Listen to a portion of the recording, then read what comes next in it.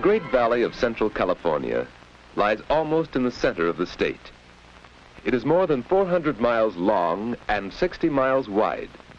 And except for the narrow opening at San Francisco Bay, it is surrounded by ranges of high mountains. A long time ago, this whole area was a great gulf, an arm of the Pacific Ocean. Many swift streams flowed into it from the surrounding mountains. Rushing mountain streams like this carried millions of tons of earth down into the Gulf. Now, what happened after that went on for thousands of years? Decayed rock materials from the mountains were dumped into the Gulf and spread out by the rivers and streams. Gradually, the Gulf filled up with these earth materials. Now, all that is left of the old Gulf is San Francisco Bay. After countless thousands of years, the great Central Valley was formed, a valley filled with deep, fertile soils and drained by two river systems. The Sacramento, fed by many tributaries, flows from the northern end of the Great Valley to the Delta land east of San Francisco. And the San Joaquin drains the southern end of the Great Valley, flowing northward to the Delta and the Bay. Now we see that the valley is high at the north and south ends and slopes to nearly sea level where the two rivers meet.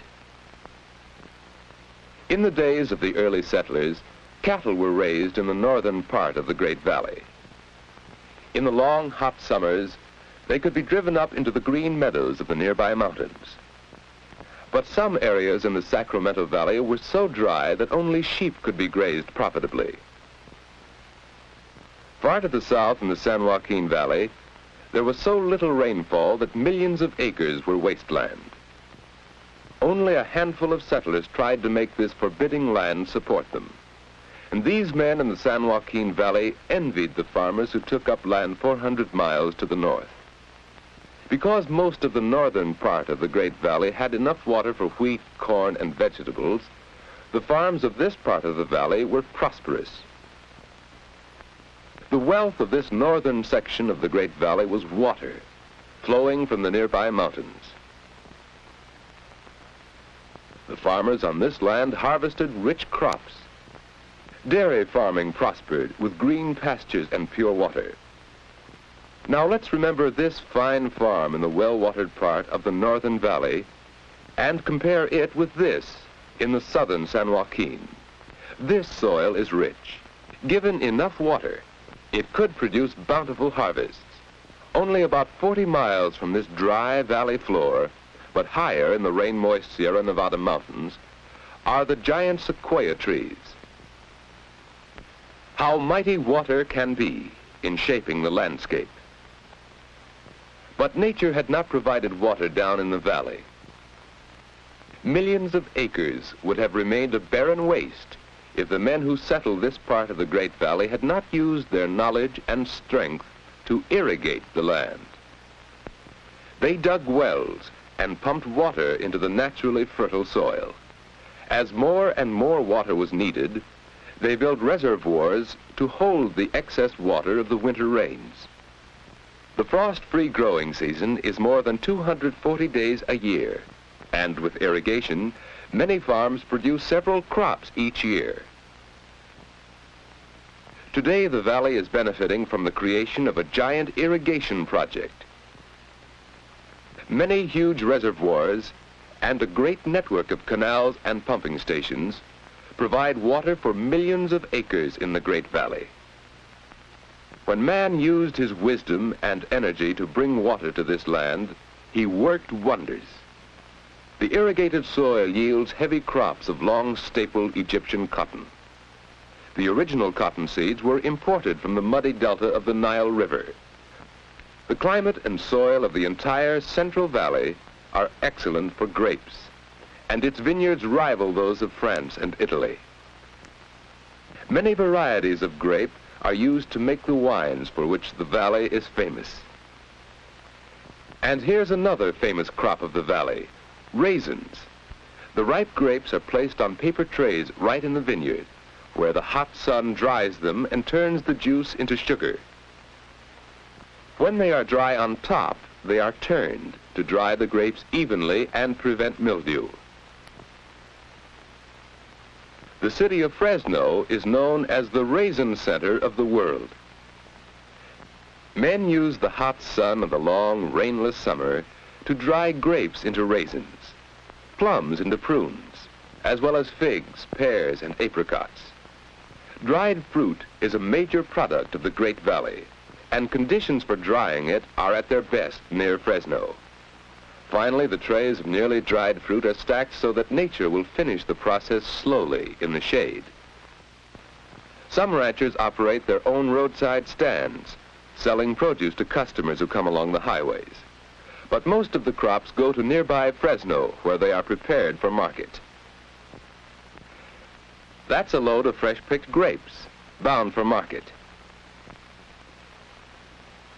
We've learned how man's use of irrigation developed the arid southern part of the Great Valley, and how the city of Fresno serves as a trading center for the region. 200 miles north, on the delta of the San Joaquin, is Stockton. The natural fertility of the delta land has been increased by another system of canals and pumping stations, distributing water to 400,000 acres of rich farmland. The irrigated land produces valuable harvests of beans, carrots, celery, tomatoes. In fact, a great many different kinds of crops are grown here on the rich delta soil. And Stockton has become the key city in the Central Valley for marketing and distributing fresh vegetables and fruits. Farther north, near the state capital, Sacramento, we'll see how the farmers have made use of the lowlands bordering the Sacramento River. This broad river provides ample water for rice growers. Here we can see how rice is grown in China or Egypt, but this fertile rice field is in California. Huge fields are flooded, diked into large squares, quite unlike the small paddies of China or Egypt. The water supply of the northern Sacramento Valley has been increased by huge reservoirs like the one behind Shasta Dam.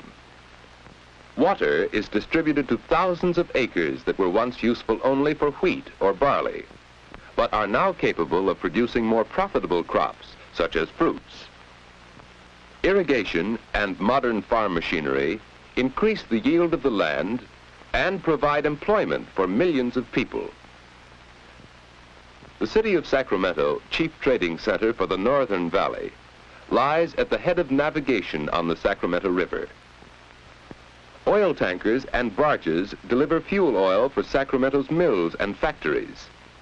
For this city has become a busy manufacturing center, producing tools and machines needed by the farmers of the valley. To ship these products and to bring in raw materials, Sacramento is served by one of the largest railroad yards in the nation at Roseville nearby.